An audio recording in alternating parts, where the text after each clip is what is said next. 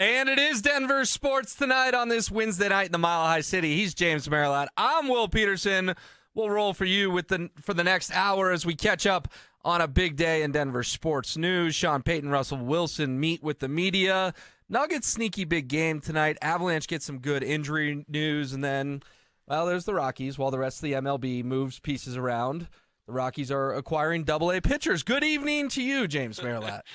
What is up, Will? It certainly is a busy time. A lot going on. Not a lot of positive things though, so we're gonna have to maybe, figure out just how bleak things are. So let's hope they're better than maybe I'm thinking. All right, sounds good. Yeah, it was a rough weekend. The Broncos, Nuggets, and Avs went 0-4 in a 24-hour span on Saturday and Sunday.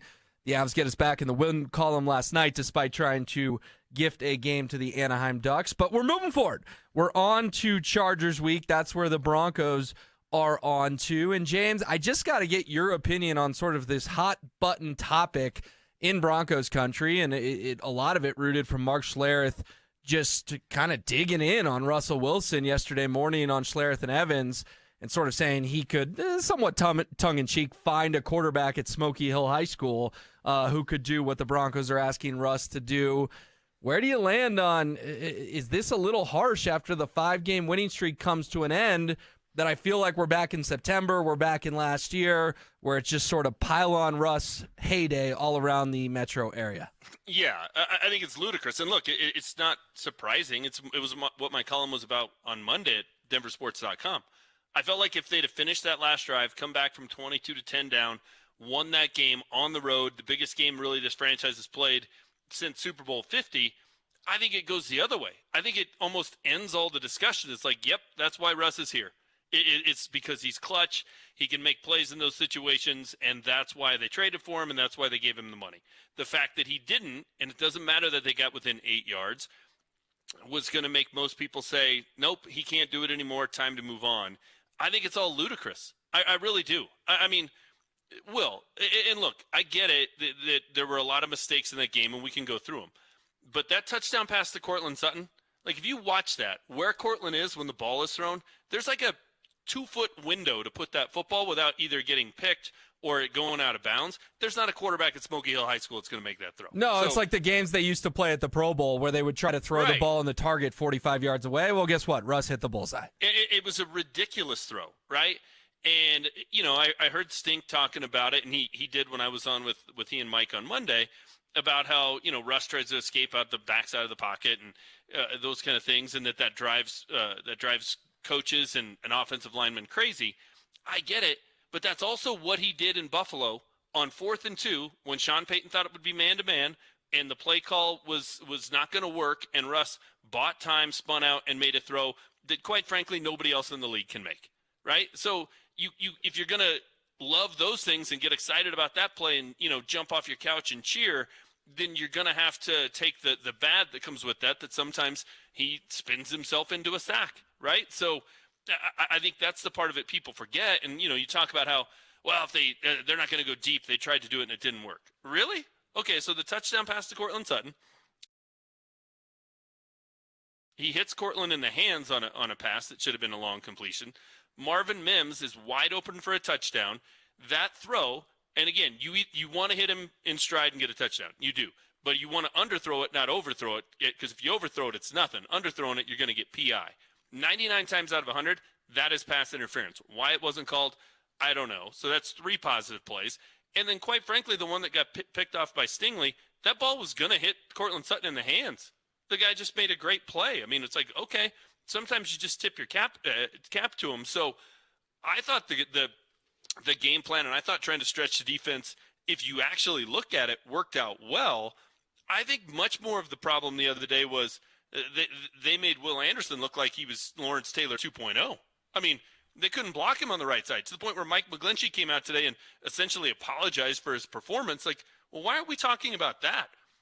If you look at the play on second down where everybody's talking about how he missed second and goal, how he missed Jeudy, the pocket just collapses almost immediately. He has to step up. He has to make an immediate decision, and he goes to Courtland Sutton there, and he doesn't see Jeudy because Jeudy's off dancing around like he does on the beach during his hype videos and isn't open on time. He gets open, but he's not open when Russ needs to throw the ball, so it's kind of meaningless. So I think all of this consternation about Russ is ridiculous, and I think Broncos country is going to get what they deserve, and they're going to go right back on the quarterback carousel, and it's going to be a self-induced wound that they might as well break out that graphic for night games moving forward, because we're going to go right back to it, and Russ is going to go somewhere else, and he's going to succeed, and we're going to say, all right, we had him here, and we blew it. All right, slow down on they're still 6-6, James. A lot of history is yet to be written on whether or not Russell Wilson is the quarterback here next year. So, well, not according to the people you were talking about and all the things you hear this week.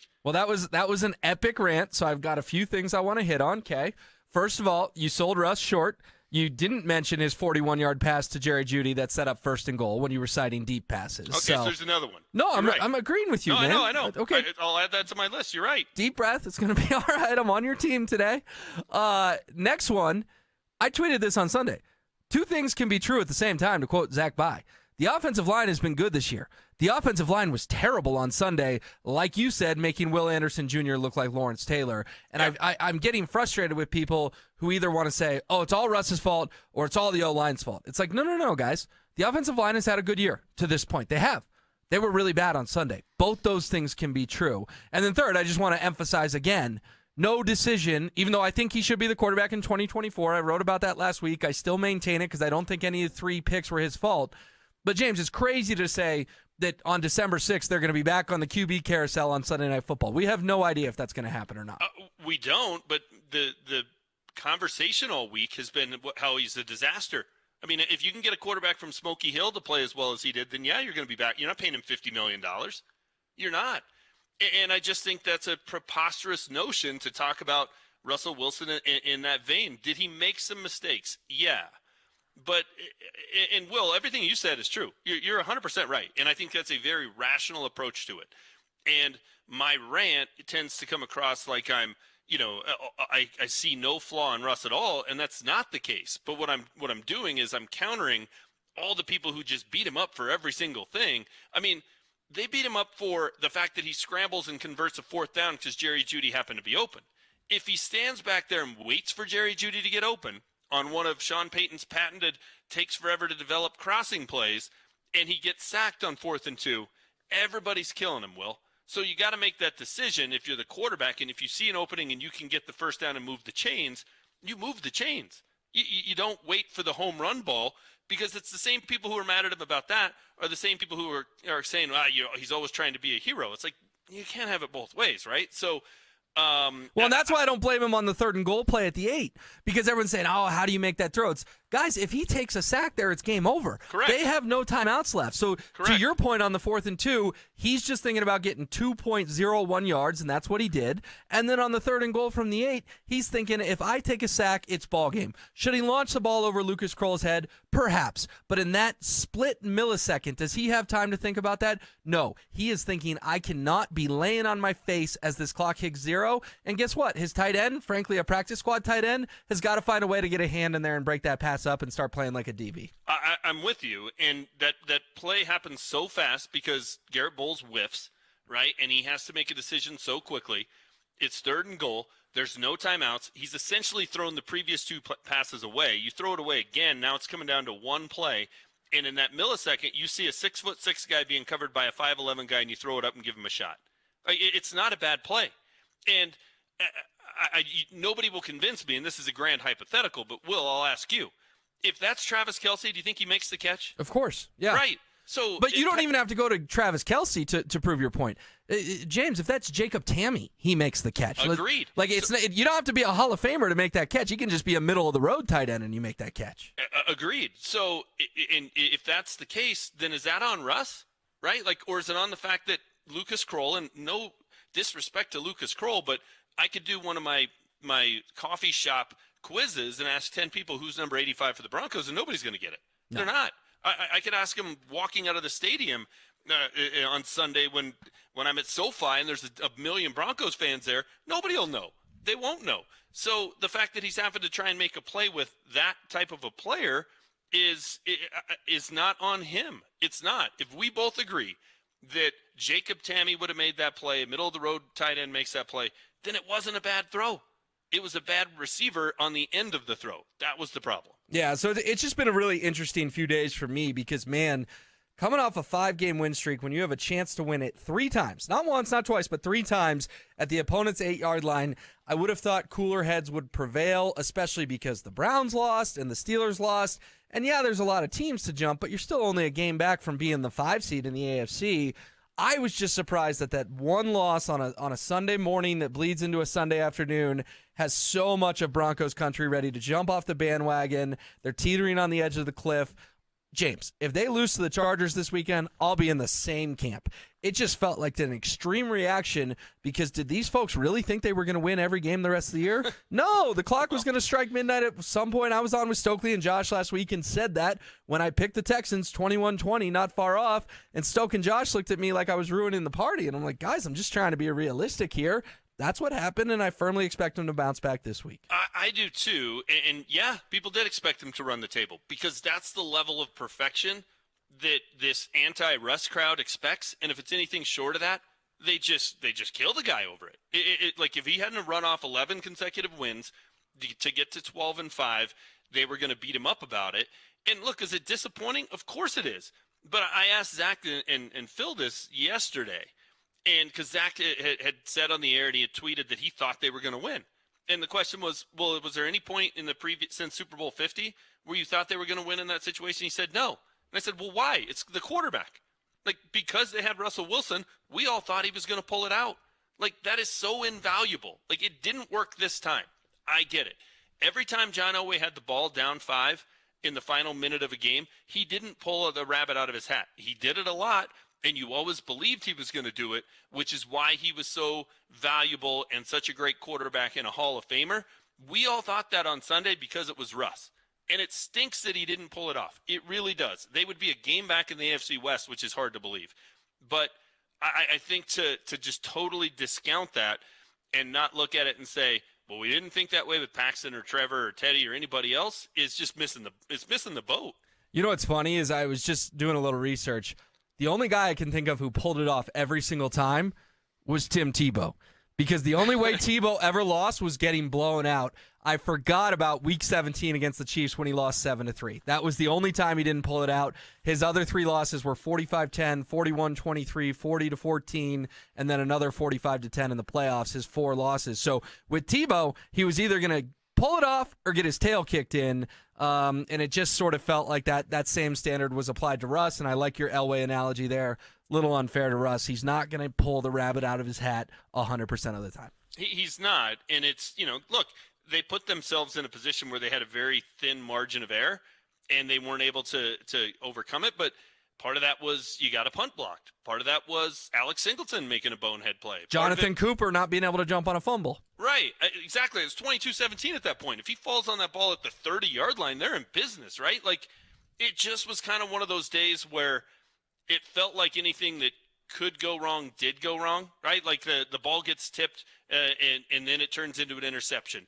The Broncos forced several fumbles. They just didn't get the bounces that they had in previous weeks, and they still were in a position to win the game and still in a spot that, if you're looking at the ESPN chances of winning, they were hugely in their favor at that point. So you have to look at the entire thing, and it's not just what happened on the last 3 plays. It's not just what the final score was.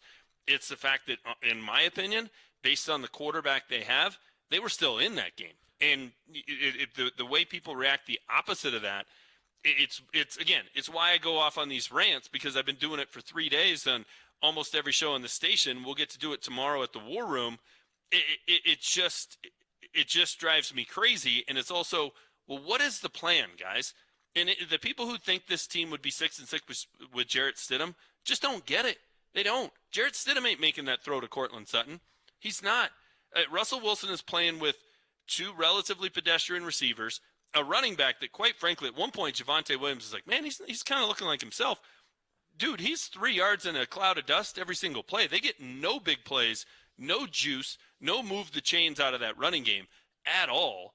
And a bunch of tight ends that just, quite frankly, can't make plays. Like, you watch San Francisco against Philadelphia, and Brock Purdy makes throws that, quite frankly, a Smokey Hill quarterback could make, and Debo turns them into 65-yard touchdowns. Like, who on the Broncos team is doing that? Is helping Russ in that way? There's not anybody that's even close to that. All right, I'm going to take it as a rhetorical question. We're not going anywhere, I promise, but in the meantime, you've got something that you can win. We want you to join us tomorrow for another War Room at Brothers Barbecue off I-25 in Arapahoe. You heard James mention it. He will be there along with Josh Dover, Zach By, Rachel V. Hill, Cecil Lambie, and Denver 7's Troy Rank. 11-1, they'll get you set for the Broncos' push towards the playoffs. Be caller number 4 right now, 303-713-1043. That's 303-713-1043. You'll get hooked up. Caller number 4 right now. Looking forward to listening to that War Room tomorrow, James. Apparently, I didn't quite make the cut this time around. I thought you were going to be on this one. I apologize. Hey, it's a good panel. It's a good panel. Not all of us can finish in the top 6 and make the panel every week. I will be I will be a man on an island, I feel like, in that one. So I'll be raring to go. All right, sounds good. Well, I'll be tuned in. I'm sure everyone else will be as well. Give us a call right now. Those lines are starting to fill up, 303-713-1043. You mentioned the run game. I just got into a heated debate with Zach and Phil toward the end of the drive about, man, they love Jaleel McLaughlin. And I'm looking at the box score last week. I'm looking with my eyes, James, and I'm going, where the heck is Samaje Perine? How in the world do you justify Jaleel McLaughlin getting 4 carries? Okay, maybe that's about right-ish for your quote-unquote home run hitter that hasn't hit a home run since September. But how do you pay Samaje Perine what you paid him, have him be a key piece marching you down the field in game-winning drives in the last few weeks, and give him 1 carry for 1 yard? I'm with you. I think the problem, though, Will, is they're all fairly mediocre, right? Like, what are the teams that any of those 3 would start on? They wouldn't, but Samaje Perine was a key number 2 on a team that went to back-to-back AFC Championship games and a Super Bowl, and he scored touchdowns in Arrowhead Stadium for the Bengals 2 years in a row against the Chiefs. So Let's utilize him as a proper number 2, okay? I'm fine with that. I have a hard time quibbling with that, especially what he had done the last couple of weeks and the plays he had made in the passing game and the like. Jaleel McLaughlin, when he's on the field, he's getting the ball. It's the biggest tell in football. So that's problematic. But I just think, again, none of those guys, or if you look around the best teams in the league, right? San Francisco, Philly, Dallas, those guys wouldn't start on any of those teams. They'd get 4 or 5 carries in a game, and that would be it as the backup. So I think it's a matter of Sean Payton just trying to figure out, hey, which ingredient here can I try to make something out of today, even though none of them are particularly high end. Okay, and that's a fair point, and I get it, but man, if I had asked you who Jaleel McLaughlin was in June, you wouldn't have known who he was. And 32 teams had a chance to draft him 7 times, and they passed on him. And yeah, you can hit home runs with undrafted free agents, a la Phillip Lindsay, who I was just debating this with. Phillip Lindsay, probably the best undrafted free agent, or one of the best in Broncos history. I don't want to disrespect Rod Smith, Chris Harris Jr., but he's on the list. Jaleel McLaughlin, they hit a lotto ticket. But Jaleel McLaughlin also hasn't done anything in 2 months. So I need them to get Samaje Perine more involved and prove that he was, A, worthwhile signing, and B, that they understand, hey, you know what? Jaleel gave us some lightning in a bottle early, but that's when it got dark at about 7:45 every night. Like, times have changed. It's now December. Let's start adjusting our game plan to get our big free agent who's had major playoff success the last 2 years more involved. Yeah, no, I'm with you. And I think, though, if you're looking at who needs to maybe get less action, I think Javonte Williams gets a bit of a free pass in this town. And I think it's unbelievable that he's back from his injury, that he was back for the start of the season. And I think giving him a little bit of time to kind of work his way back into form is okay. But they've played 12 games, Will. Yeah. And it just isn't working. It's just not. And, quite frankly, he doesn't look like the knee is problematic. He looks like the same guy he was when Zach By and I got into the argument about whether or not he's special. He's just not. But hold on. I think there's a little Courtland Sutton theory here. I do. Courtland Sutton tore his ACL, 3-4 seasons ago? And he finally looks like himself again? I'm going to give Javonte Williams a year or 2 to start looking like himself again. I think there's an element of the knee is still not quite right. He shredded that thing just 10 months, at this point more than 10 months ago. But you know what I mean, last season. That's fine, but he shouldn't be the feature back then. Right? Like, this is the NFL. This isn't, work yourself back into form on the job during regular season games. It's just not. So He's not a particularly good running back at the moment. Sorry. I mean, compare him to Christian McCaffrey. Compare him to, some of the best backs in the league. Like, heck, Miami's got 2 or 3 guys that are better. Would you rather have Raheem Mostert or Javonte Williams at this point? I mean, you look at Indy. They've got Jonathan Taylor and Zach Moss, who was like the best back in the league. Look at Kansas City. They've got Isaiah Pacheco and the mix-it-up and Jerick McKinnon, and the Broncos don't really have any He's of that. He's the worst starting running back in the division, and it's not even close. Yes. Zero pushback on that. And I would take Jacobs, Eckler, and Pacheco in a heartbeat over him. They have the worst tight end room in the division. And I think Jeudy or Courtland Sutton, I think they should be auditioning this year to be the number 2 receiver next year. I don't think either one of them is the number 1. Well, then Courtland's won that job because let's not even put Courtland and Jerry in the same breath. But he'd be a really good number 2.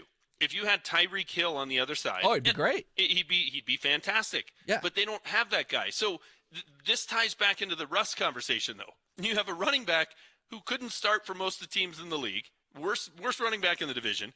You have a tight end room that arguably is the worst in the entire league, and you don't have a number 1 wide receiver. Yet we're going to beat up the quarterback because he doesn't go out and throw for 300 yards every game.